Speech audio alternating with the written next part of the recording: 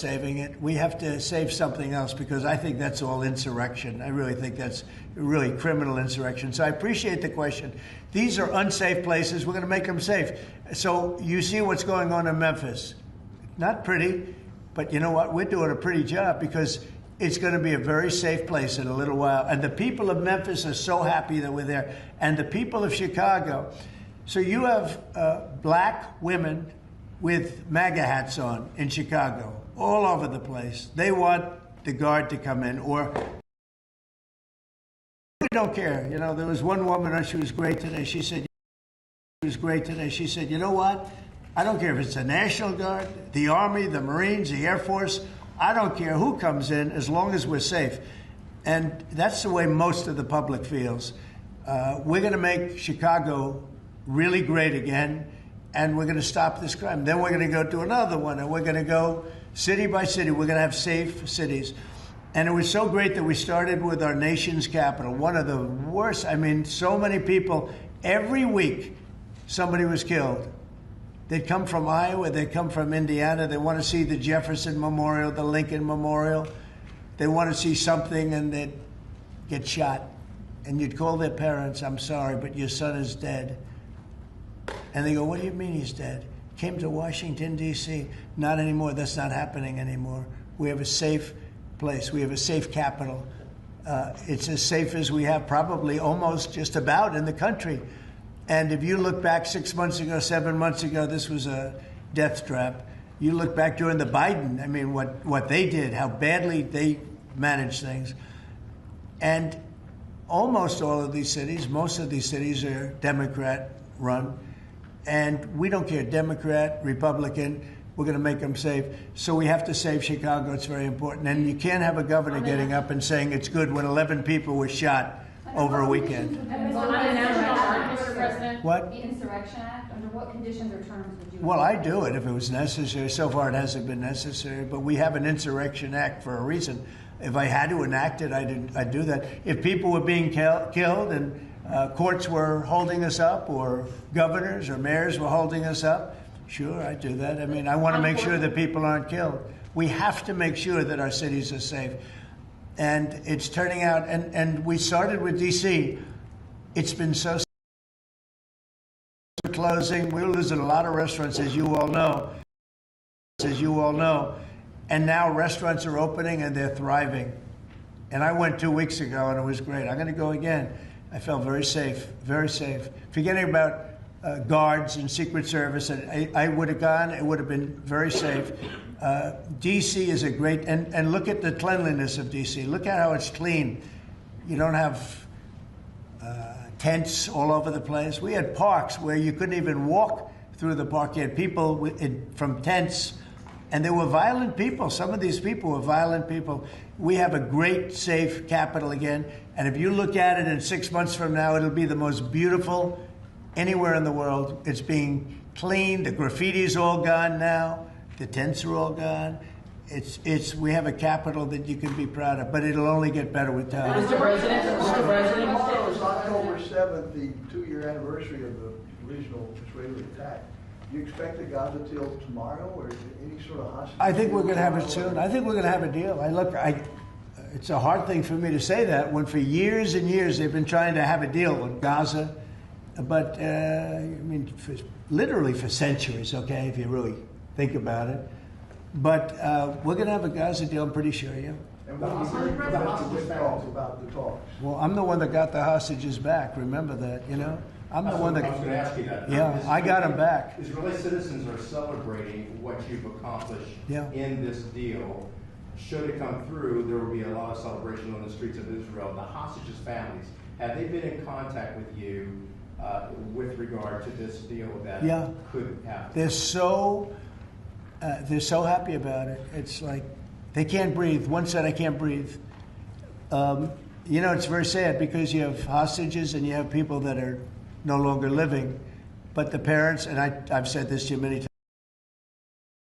times, you know, their loved one back. In most cases, they're young men, and they're dead. And there's probably 32 or so, about that number. Nobody knows exactly what the number is. They want that body back as much as if their son were alive. I've been with them. You know, many have come to the White House, to the Oval Office. I've been with many of the people that I got released. We have a fantastic group working on it. Steve Witkoff has been amazing. Jared, you don't find anybody more capable, and we have the A+ team working on it. I think we've made tremendous progress. And yeah, the people of Israel wanted to happen, but the people related to hostages. I mean, you see in Israel tens of thousands of people. They really want the hostages back, and they really want things to end. And I think Hamas now has been. All I can say is they've been fine. They've been fine. I hope it's going to continue that way. I think it will. I really think we're going to have a deal. We have a really good chance of making a deal, and it'll be a lasting deal. We want to have peace. This is beyond Gaza. Gaza is a big deal, but this is really peace in the Middle East. And the amazing thing is we have every Arab country, every Muslim country. We have every country surrounding. They all want. I spoke with President Erdogan of Turkey. He's fantastic. He's been pushing very hard. He's a very powerful guy, and he's been pushing very, very hard to get this deal done. And Hamas has a lot of respect for him. They have a lot of respect for Qatar. They have a lot of respect for UAE and Saudi Arabia. We have everybody is on our side to get this deal done. There's never been anything like it. Nobody's ever seen it. There's always been like 80% of them don't. A very strong signal, as you know, from Iran. They'd like to see this done. Mr. Yes. Mr. President, Governor Abbott offered up the Texas National Guard to that's good. you. Have you had any other conversations with other red state governors? Yeah, I have. They're willing to offer. Every one of them is willing to offer whatever we need. We thank Governor Abbott of Texas. Every one of the red state, as you call them, red state governors is willing to give whatever we need because they want our agents protected. You know, these cold criminals, hardened criminals, long-time criminals, and every essentially Republican governor has offered up whatever we need, and some Democratic governors also. Daniel? Yeah, Mr. President, thank you. A quick question on the subject of the order. The Biden administration, previously speaking, they shut down Alaska for business. You reversed that, reversed it on day one. You opened it up, going after all the critical minerals. This mission of yours, Secretary Burgum, Secretary Wright, to boost our own independent production of critical minerals, rare well, it's earths. necessary, Can you just talk right? about how important that is over the next 4 years, sir? Well, it's very necessary. You know, in the past, we were able to go to other countries, buy whatever we want, but all of a sudden, if those countries are hostile, and by the way, China hasn't been. We've made deals with China. You know, they approved the TikTok deal. Everyone said you'd never get the TikTok deal approved. They approved it, and we have great people buying it. Big, strong American companies are buying it, the most prestigious companies there are, actually, and they're going to make sure everything's good. But President Xi was great. He approved it. So I'm not saying hostile, but it's good to have our own minerals. And, you know, we create a tremendous value by creating a road. We build a road that only we can do because we have the rights to do it, number one, and we have the power to do it. And so we build a road that's over 200 of the world. Actually, it's incredible when you look at it. When you look at it, it's incredible. But a rough area from the standpoint of building. So we get a road done. And with that, we unleash billions and billions of dollars of wealth. It's pretty amazing when you think of it. And it's wealth that we need if we're going to be the number one country. You know, we're number one now with AI. You probably read levels that nobody ever thought even possible.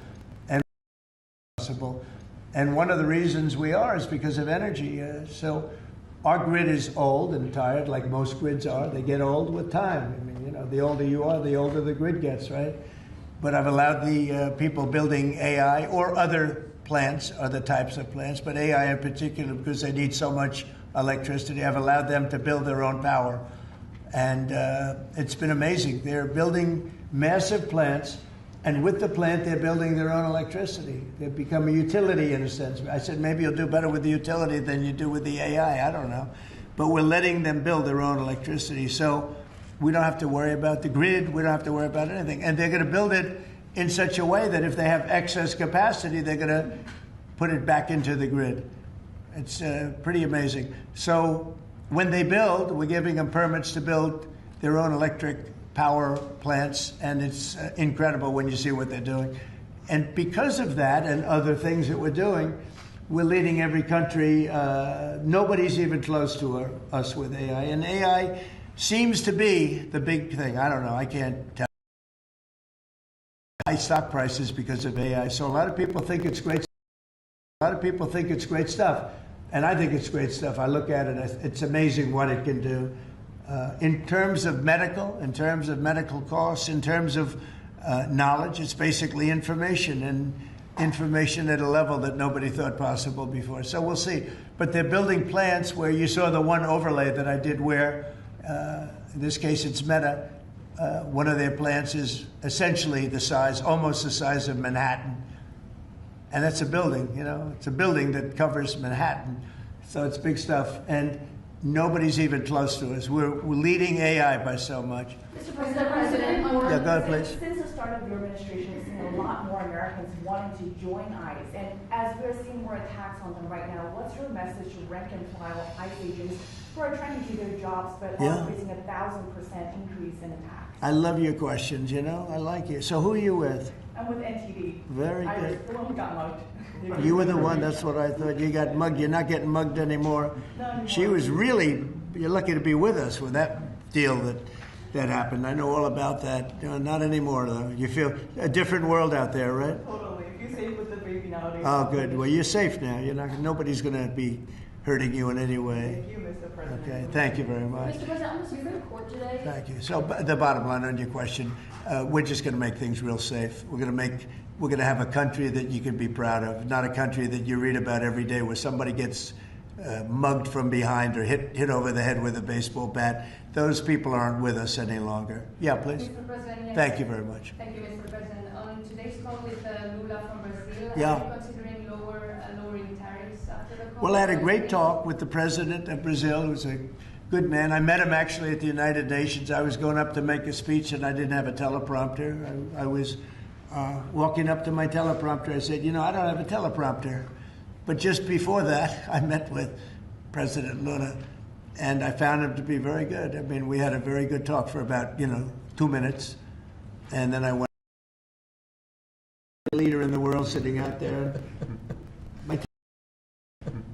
My teleprompter isn't on. You know why, Daniel? Because it was a rigged deal.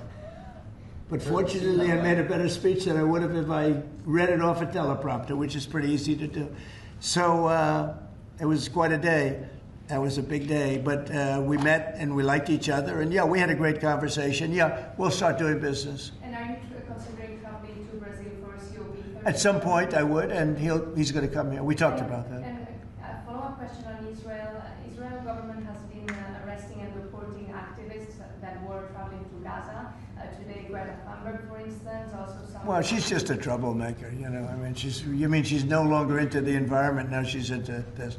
She's a troublemaker. She has an anger management problem. I think she should see a doctor. She needs anger. If you ever watch her, she's a young person. She's so angry. She's so crazy. Now, you can have her. She's just a troublemaker. Yeah, please. Mr. President's term today, Mr. President. Say it. The Supreme Court is back and Yeah. they rejected today an appeal by Ghislaine Maxwell to overturn her conviction. That means her only chance of getting out of prison is a pardon from you. Is that something you're... Who are we talking about? Ghislaine Maxwell. I haven't heard the name in so long. I can say this, that I'd have to take a look at it. I would have to take a look. Did they reject that? She wanted to appeal her conviction. And what happened? They said that they were not going to hear her appeal. I see. Well, I'll take a look at it. I will speak to the DOJ. I wouldn't consider DOJ. Why would she be a candidate for clemency, sir? I don't know. Sir? I don't know. I mean, I'd have to speak to the DOJ. I'll look at it. I have a lot of people who have asked me for pardons.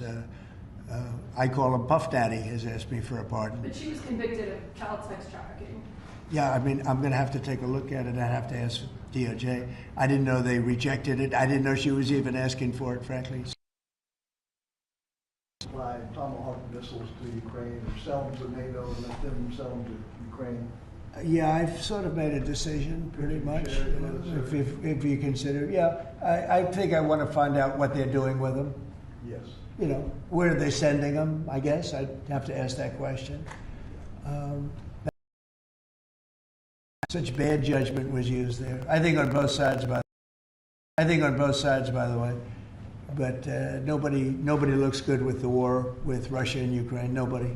It's been a horrible. This week they lost over 7,000 soldiers between the two of them. And those missiles, This is every week they're losing 7,000, 8,000, 5,000. they have a range of like 1,500 miles or something, so they'd be able to. No, I know. No, I would ask some questions. I want to see what's. I'm not looking to see escalation. Yes. And tomorrow you're meeting with the Canadian Prime Minister. What's on the agenda for that? Well, I guess he's going to ask about tariffs because a lot of companies from Canada are moving into the United States. You know, everybody's moving back into the U.S. and he's probably going to be asking about tariffs. They're losing a lot of companies in Canada. They're coming into They left here. They left here 20 years ago when presidents that sat right at this desk weren't doing their job properly. They were probably good politicians, but they weren't good at business, and they allowed these companies to leave. And all they had to do is do what I'm doing right now. And, you know, I'm not saying it's the easiest thing to do, but it is. It's effective. We're a rich country again. We're a powerful country because, you know, I've ended 7 wars. At least half of them was because of my ability at trade. Throw around a little bit, you would have at least 4 wars raging right now with thousands of people a day being killed that aren't happening. We've settled. You know, we settled 7. We're getting close to settling 8. That would be a big one. And that's something that could happen. But so I think he's coming probably to talk about tariffs because a lot of companies are leaving Canada to come into the U.S. And they're leaving Mexico. And by the way, they're leaving China. They're leaving all over the world to come into the U.S. And would you Nobody's actually seen anything like it. Would you shift your position on tariffs in response to whatever? Well, I mean, look, my positions turned out to, everybody said I'm right. They find billions of dollars that they didn't even know they had. Recently, they said they found billions of dollars and they couldn't understand. I said, check the tariff shelf. And they come in the next hour and they said, sir, you're right. It was from the tariffs. We're a really rich country again. But more importantly, maybe influence. If I didn't have the power of tariffs, you would have at least 4 of the 7 wars raging. I use tariffs to stop wars. If you look at India and Pakistan, they were ready to go at it. 7 planes were shot down. They were ready to go at it. And they're nuclear powers. And I don't want to say exactly what I said, but what I said was very effective. They stopped. And that was based on tariffs. It was based on trade. Tariffs are very important for the United States. We are a peacekeeper because of tariffs. Not only do we make, you know, hundreds of billions of dollars, but we're a peacekeeper because of tariffs. Mr. President. Yeah. On the shutdown, Mr. President, the shutdown that occurred during your first term lasted 35 days. Yeah. How long do you expect this shutdown to go? Well, you don't know. Look, I can say this, that it would have not happened except for the Democrats. The Democrats are very foolish. They've lost their way. And we have a new thing now when you look at, it's called crime. It's called absolute, it's a 3-letter word, no. No. Remember that one? Everyone's saying, what was that all about? He probably meant exclamation point or something after the word. But this is a 5-letter word, crime, C-R-I-M-E. And we want to put it out and are putting it out, and they don't. They don't seem to care about it, but they do care. I believe that Pritzker and this mayor of Chicago that like to say about they don't have it under control. Not only is it not under control, it's the opposite. And I believe they're afraid. They're scared for their lives. I believe that the Portland people are scared. You look at what's happened with Portland over the years. It's a burning hellhole. And then you have a judge that lost her way, that tries to pretend that, like There's no problem. Actually, she's not even saying that. There's a huge problem in Portland. I'll tell you what the problem is. Crime. Okay, crime. There's a huge problem in Chicago. It's called crime. And we want to put out the crime, and they want to inflame the crime. And why they want to, I don't know. But it could be that Pritzker is scared for his life. Yeah. You Please. put that judge on the UN. Do you have an update on the investigation into what happened to you at the UN last month? And also, what's your message to Americans who are concerned about your and your family's safety as you're very out in public? Yeah, I am out there. There's no question about it. Well, at the UN, we had a problem with the teleprompter. We had another problem that nobody has actually talked about. The people in the room didn't hear my speech. Did you know that? The people in the room, they didn't have any loudspeakers, and they didn't hear my speech. And I thought I made a really good speech. I mean, considering I didn't have, I made a speech. I could have walked off the stage. I guess most people, Doug, I think most people would have just said, we'll see you in about a half an hour, right? But, you know, they obviously turned off I think they turned off the teleprompter, but there was a reason that it didn't work.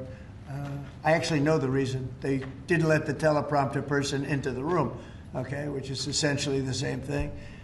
So I made a speech. It turned out to be a very good speech, got good reviews. I went out to the audience after the speech. I saw my wife.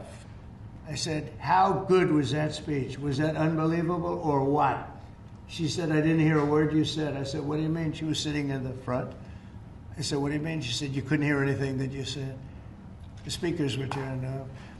So I think that's pretty bad stuff, right? You know, especially since we support most of the United Nations. And yet I still want to keep it in New York, because I think the United Nations has tremendous potential. If properly run, the United States has tremendous potential. But think of this. I settled 7 wars. I never spoke to the United Nations about it, not one of them. You look at, and those were wars that were raging a long time, and in many cases. And I settled 7. I never heard from the United. They didn't help me. They should be able to settle the wars. I shouldn't have to be settling the wars. Yeah, please. Last week you signed the security guarantees for Qatar. Yeah. Do you see any role for the Senate in that? Do they have to vote on that? Or do you think Well, I wouldn't mind if they did. If they want to, they'd let me know. Nobody said that, but you know, Qatar's been very, very helpful to us in this process, and I think you'll find that. I think maybe the most influential. They're very influential, very strong. With Hamas, they're very strong, and Turkey's likewise been helpful. I mean, honestly, UAE, Saudi Arabia, everybody's been helpful. I just spoke today with the. We have. I can't think of any country that's been negative about this. This is why it should happen. I mean, everybody wants it to happen, and usually when everybody, including I think Hamas. And when they want it to happen, it's going to happen. James Comey is being arraigned on Wednesday, obviously after his indictment. Are you worried that your own statements calling for his prosecution could help him actually in his defense of this case? No,